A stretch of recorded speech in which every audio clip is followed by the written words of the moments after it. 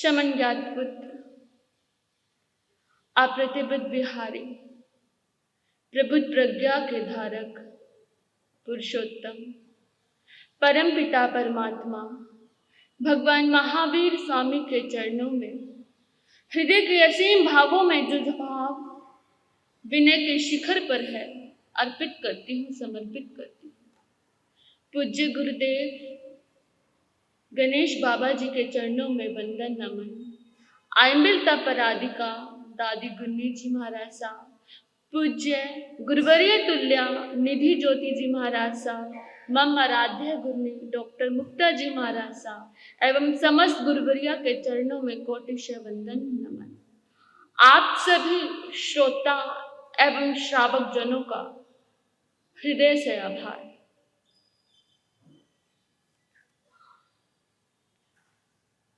पहचान के तौर पर आप कौन और हम क्या कहलाते हैं? हम क्या कहलाते हैं? साधु या साध्वी। और आप क्या कहलाते हैं? श्रावक और श्राविका। श्रावक, श्रावक शब्द बना है श्रवण से। किससे? श्रवण से। जो श्रवण करे वो क्या है? श्रावक। एक सुनना होता है, एक होता है श्रवण करना। क्या? एक सुनना होता है और एक होता है श्रवण करना। सुनने और श्रवण करने में क्या भेद है? आप बता सकते हो?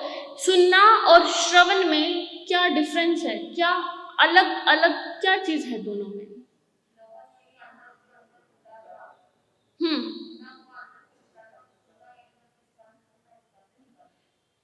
जब हम किसी की बात को सुनते हैं तब हमारी जो बुद्धि है वो निरंतर चलती रहती है। मैंने आपको एक बात कही, आपकी बुद्धि बोलेगी कि ये गलत है या सही है, नहीं ये ठीक कह रहा है, नहीं ये गलत कह रहा है, नहीं इसकी ये बात सही है, इसकी ये बात गलत है। जहां बुद्धि निरंतर मोल भाव तोल करती रहे वहां क्या हो रहा है? सुनना हो रहा है। तो आप इतने समय से साधु संतों के पास आ रहे हैं, रोज इतना अपना 1 घंटा कीमती समय निकाल कर आते हैं, तो आप मुझे बताओ, आप सुन रहे हो या श्रवण कर रहे हो?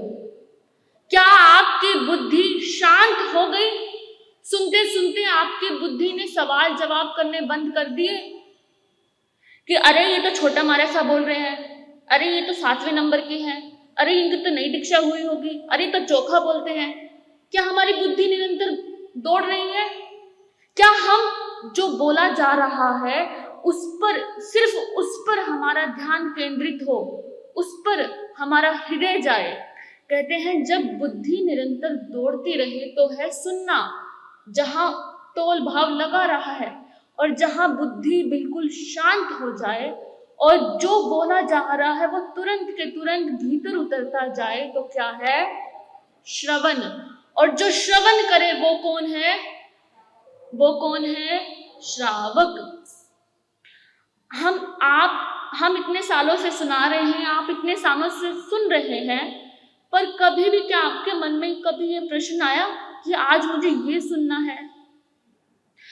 हम स्कूल जाते हैं, कॉलेज जाते हैं या जहां भी जाते हैं, आप दुकान जाते हो, आप चौका संभालते हो, आपको पता है ना कि आज क्या करना है, आज कौन सी सब्जी बनानी है, पता है ना?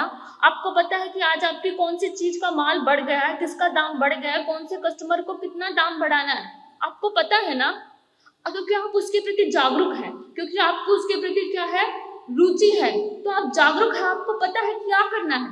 और जब आप यहाँ आ रहे हैं, अपने जीवन का इतना कीमती समय 1 घंटा निकालकर आप यहाँ आ रहे हैं और आपको लेकिन नहीं पता कि आपको क्या सुनना है। हमारे भीतर जिज्ञासा ही नहीं उत्पन्न होती कि हम जाकर क्या सुने। कोई जिज्ञासा, किसी का जन्म ही नहीं होता भीतर। भगवान कहते हैं जो पुरुष या स्त्री बिना जिज्ञासा के है वो पशु है। वो क्या है? पशु है, पास्ट से बंधा है, जिसको यही नहीं पता कि क्या जानना है, क्या सुनना है। संसार में तो हमें बड़ा रस है, हमें पता है क्या जानना है, क्या करना है, पर जहां जीवन की सबसे मूल्यवान बात आपकी यहाँ हो रही है और यहाँ आप बिल्कुल खोखले बैठे। तो श्रवण क्या है? जब बुद्धि शांत हो जाए और हृदय जो सुना है जा रहा है उस पर मनन होने लगे तो क्या है? श्रवण। और जब आपको श्रवण आ जाएगा तो आप क्या हो जाएंगे? श्रावक। आप सब ने हर किसी मंत्र के सामने क्या शब्द सुना होगा? ओम सुना है। कौन सी भी धर्म की परंपरा हो, सब मंत्रों के आगे क्या लगा होता है? ओम। ये ओम इतना पावरफुल क्यों है? क्या महत्व है इस ओम का कि ये सबके आगे लगा हुआ है? ओम, ओम शब्द नहीं है, मेरी बात ध्यान से सुनना। ओम जो है वो शब्द नहीं है, ध्वनि है, साउंड है। क्या है? ये शब्द नहीं है, साउंड है। जैसे कि अगर आप कोई थाली लेकर उस पर चम्मच मारोगे तो क्या आती है? साउंड आती है। थाली पे चम्मच मारोगे तो जो आवाज आती है उसको क्या बोलते हैं हम? ध्वनि बोलते हैं, साउंड बोलते हैं। ऐसे ही जो ओम है वो क्या है? साउंड है। कहाँ की साउंड है? कहते हैं पूरे यूनिवर्स में, पूरे ब्रह्मांड की जो साउंड है वो क्या है? ओम। जब ध्यानी परम ध्यान की अवस्था में होता है, वो ध्यान नहीं आंखें बंद किया मीच के बैठ गए कि हमें 1 घंटा ध्यान करना है, आंखें बंद करके बैठ गए, नहीं। ध्यान जब स्वतः घटित हो रहा है, आपको पता है हमारे पूरे शरीर में ध्वनि ही ध्वनि है। ध्वनि जो हमारी अपनी ध्वनि कौन सी है पता है? हमारी अपनी ध्वनि का नाम क्या है? ओम। क्या है? हमारी जो अपनी वास्तविकता ध्वनि है। जब आपकी बुद्धि बिल्कुल शांत हो गई, हृदय बिल्कुल शांत हो गए, एक भी विचार नहीं है, ध्यान की परम अवस्था में आप हो, तो आपके भीतर जो साउंड उत्पन्न होगी, जो ध्वनि होगी, वो होगी ओम की। तो ओम क्या है? हम सब का अपना पर्सनल अस्तित्व है ओम।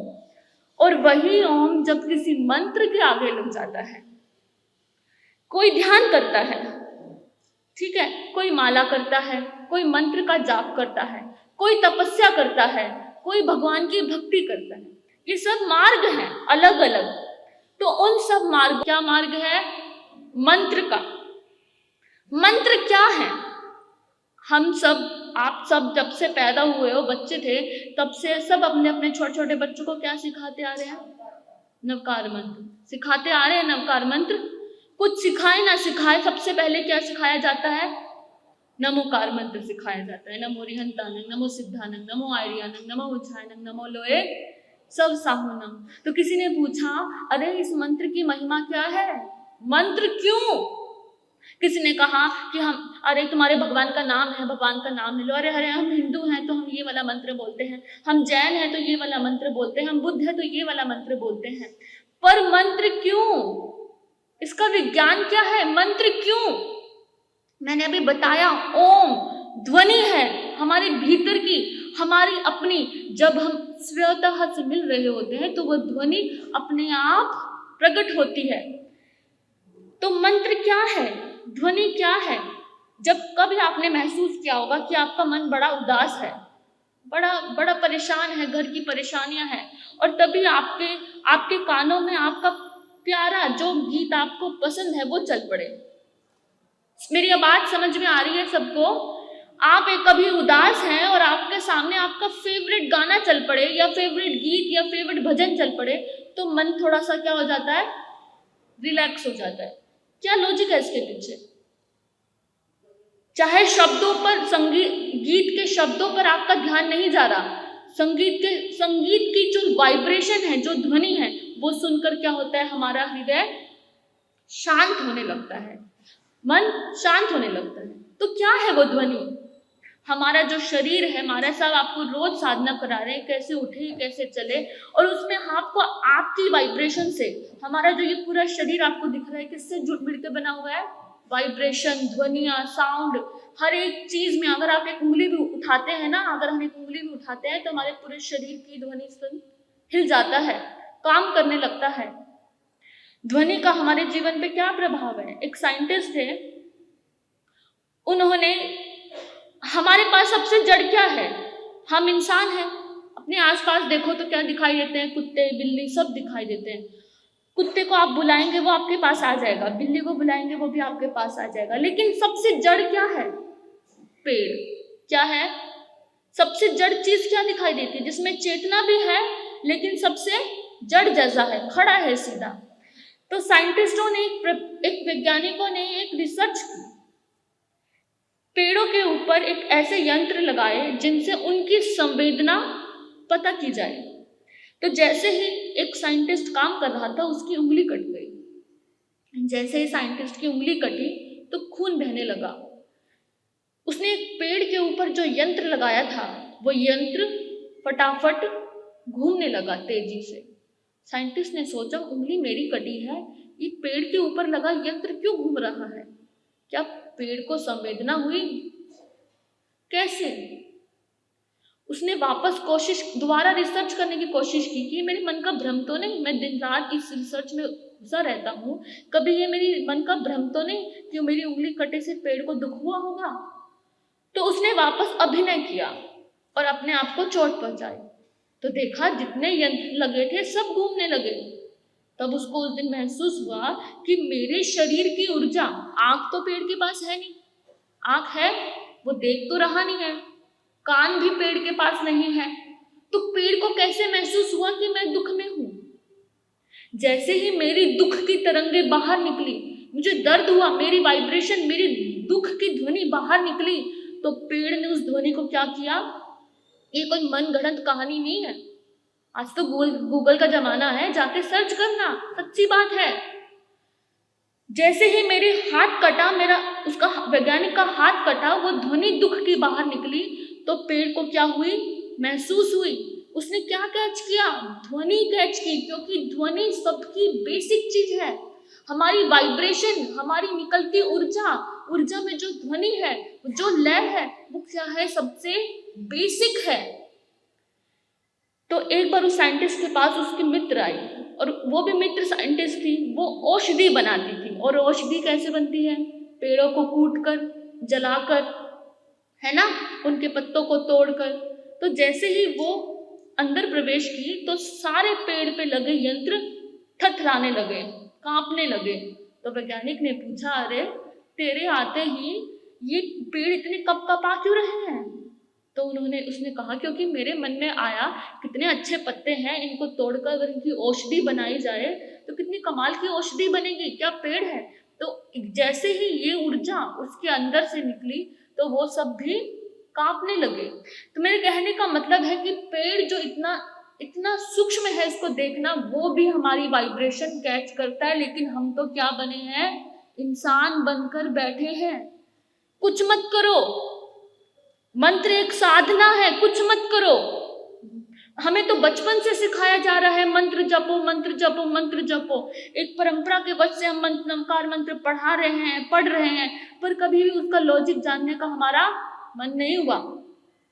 तो कहते हैं, ऐसो पंच नमोकारो सब्बे पाप पनासनो, ऐसा नमकार मंत्र है जिससे सब पापों का नाश हो जाता है। कोई दूसरा सुन के कहेगा, क्या अपने धर्म को ऊपर उठाने की बात कर रहे हैं? ऐसे कोई थोड़ी ना किसी मंत्र को पढ़कर पापों का नाश हो जाता है। हो जाता है क्या? ऐसे पंच नमो करो सब्बे पाप पनासनो, हो जाएगा? नहीं। कैसे? पाप करने की जो चाह है, पाप मेरे मन में आया कि मैं इसका आज खून कर दूंगा, इसमें छामे दुकड़ा, मैं ऐसे नहीं बोला, मेरे मन में आया कि आज मैं इसका बुरा कर दूंगा, मन में आया। लेकिन तभी आपके बड़े बुए ने कहा कि नवकार मंत्र पढ़ के जाना घर से बाहर, तो आपने नवकार मंत्र पढ़ा तो एकदम से वो विचार ही हट गया। कैसे?